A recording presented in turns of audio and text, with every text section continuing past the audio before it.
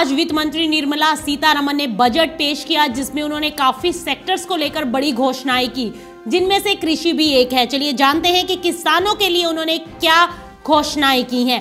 Budget पेश करते समय वित्त मंत्री बोली कि सरकार किसानों के कल्याण के लिए समर्पित है। अब आपको बताते हैं कि वित्त मंत्री ने इस बार के बजट में किसानों के लिए क्या क्या फैसले किए हैं।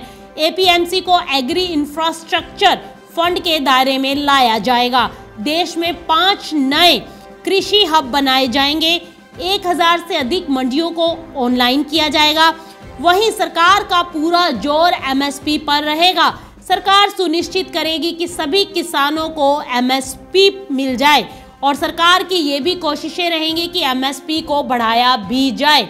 आपको बता दें कि आज बजट में किसानों से जुड़ी सरकार ने कुछ अहम घोषणाएं की हैं। सरकार लागत से 1.5 गुना ज्यादा एमएसपी दे रही है और आगे भी एमएसपी पर ही जोर रखेगी, ऐसा वित्त मंत्री निर्मला सीतारमण ने अपने बजट भाषण के दौरान कहा। और वहीं सरकार ने यह भी कहा कि किसानों की आय को दोगुना करने को लेकर वित्त मंत्री निर्मला सीतारमण ने अपने बजट भाषण में बड़ा ऐलान किया है। वित्त वर्ष 2021-22 का बजट पेश करते हुए वित्त मंत्री ने कहा कि उनकी सरकार 2022 तक किसानों की आय दोगुनी करने पर कायम है। बजट भाषण के दौरान वित्त मंत्री निर्मला सीतारमण ने कहा, पीएम ने 80 मिलियन परिवारों को कई महीनों तक मुफ्त गैस मुहैया कराई है। 40 मिलियन से अधिक किसानों, महिलाओं, गरीबों के लिए सीधे नकद राशि भी मुहैया कराई गई है। कोरोना काल की चुनौतियों को ध्यान में रखते हुए वित्त मंत्री निर्मला सीतारमण ने कहा, यह बजट ऐसी परिस्थितियों में तैयार किया गया है जो पहले कभी नहीं हुआ। 2020 में हमने कोविड-19 के साथ क्या क्या सहन किया, उसका कोई उदाहरण नहीं। केंद्र सरकार की ओर से आम जनता को दिए गए मदद को गिनाते हुए वित्त मंत्री ने कहा, प्रधानमंत्री नरेंद्र मोदी ने 2,76,000 करोड़ रुपए की पीएम गरीब कल्याण योजना घोषित की है। इसके साथ ही 800 मिलियन लोगों के लिए मुफ्त खाद्यान्न उपलब्ध कराया।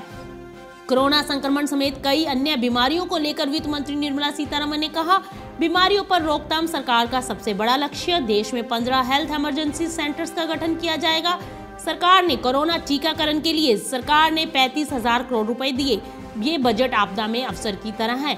वहीं पशुपालन और डेयरी सेक्टर में को लेकर भी सरकार ने इस बार बड़ा ऐलान किया। सरकार ने कहा कि पशुपालन और डेयरी सेक्टर को 40,000 करोड़ रुपए दिए गए हैं और इसी के साथ 5 फिशिंग हब बनाने की बात कही और सिंचाई के लिए 5,000 करोड़ रुपए दिए गए।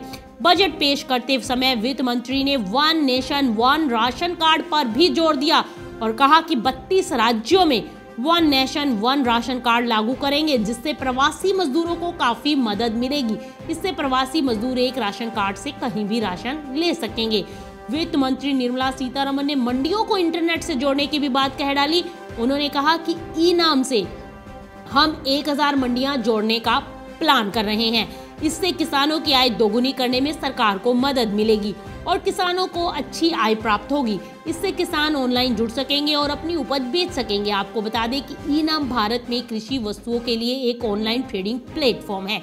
इसी के साथ उन्होंने एमएसपी सिस्टम को और ठीक करने और उसमें सुधार करने की भी बात कही है। आपको बता दें कि सरकार ने किसानों को कितने रुपए किसके लिए आवंटित किए। चलिए नजर डालते हैं। वित्त वर्ष 2021 में किसानों को एमएसपी पर 75,100 करोड़ रुपए आवंटित किए गए हैं। पैडी यानी धान खरीद के लिए वित्त वर्ष 2021 में 1,07,000 करोड़ रुपए, रूरल इंफ्रास्ट्रक्चर फंड पर 40,000 करोड़ रुपए। तो वहीं वित्त वर्ष 2021 में किसानों को एमएसपी पर 75,100 करोड़ रुपए, किसानों के कर्ज के लिए 16,05,000 करोड़ रुपए, पशुपालन और डेयरी के लिए 40,000 करोड़ रुपए, जबकि सिंचाई के लिए 5,000 करोड़ रुपए आवंटित किए गए हैं। और इसी के साथ कृषि में सरकार ने कॉटन को लेकर भी बड़ा ऐलान किया है। कॉटन अब महंगी हो सकती है। आपको बता दें कि सरकार ने कॉटन पर कस्टम ड्यूटी को बढ़ाकर 10% कर दिया है। तो आज वित्त मंत्री निर्मला सीतारमण ने अपने बजट भाषण के दौरान किसानों के लिए ये सारे ऐलान किए। Bureau report, market times TV.